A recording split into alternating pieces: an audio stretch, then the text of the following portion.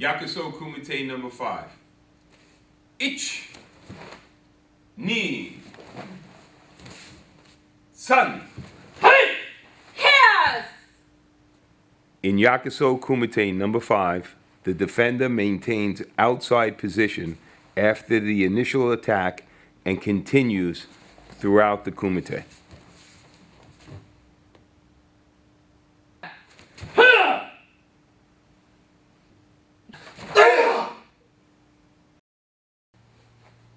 Okay, Yakusoku Kumite number 5.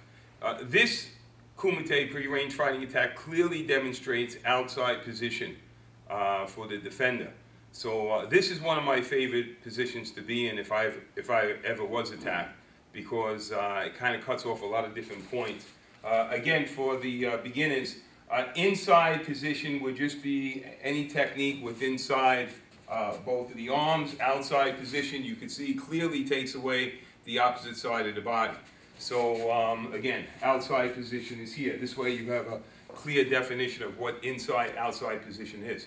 And it's always important to remember, as a practitioner, you want to develop your skills to strengthen your position and always weaken your opponents. So when we look at this technique here, in the traditional setting in the dojo, we clearly establish outside position with our first block. Even as the kick comes through, I still maintain outside position turning in, and then when the follow through comes in, again, I want outside position before I kick. Okay, so let's look at a technique off the first initial movement. And again, this could be where he's stepping forward with the left foot, right side grabbing. Okay, so we're going to look at this initial position. From this position here, as he comes in, I'm going to establish my outside position.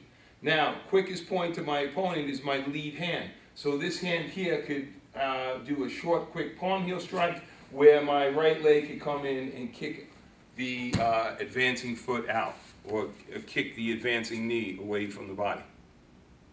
Let's look at this at another angle.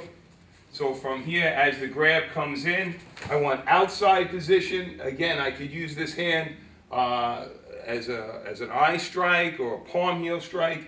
And again, I'm kicking the knee of the advancing leg. This position here could actually allow me to clear out in a position that creates a greater distance between me and my opponent. We'll show it on the angle. Just coming slow here. The grab.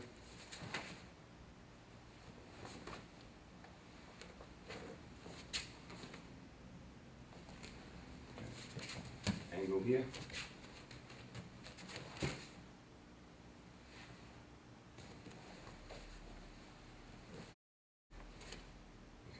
So again, in this position, I want to look to establish outside position immediately from my opponent. Ah! Ah!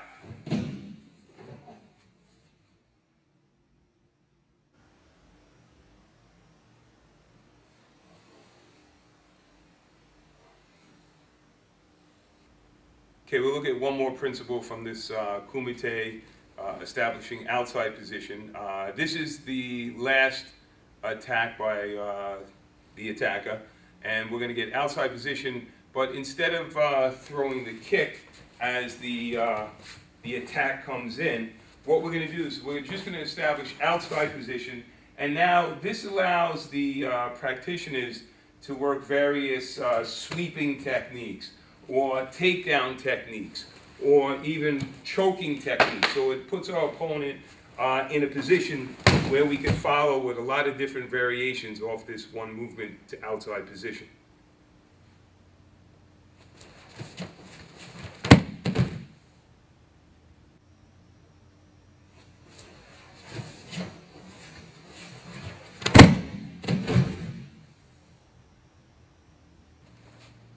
Let's look at this technique from another angle. Now, again, as the lunge comes in, I'm just establishing outside position. Now from here, again, there's many different things I could do. I could fire an elbow technique from this position. If I have koshi, we talk a lot about this in our classes. And we really try to concentrate mainly when we're throwing punches. But it's important to use the hip action to displace our opponent's balance, right, when we're doing our techniques as well. So we have our techniques where we're using the koshi, we're using the hip, we concentrate mainly on punching, but we can't avoid the fact that in grappling situations, the hip is very important. They're twisting the hip. Even from this position here, I have him locked in nice and tight. I have some kazushi off balancing going to the front of me, but now the slight twist of the hip is going to bring my opponent around.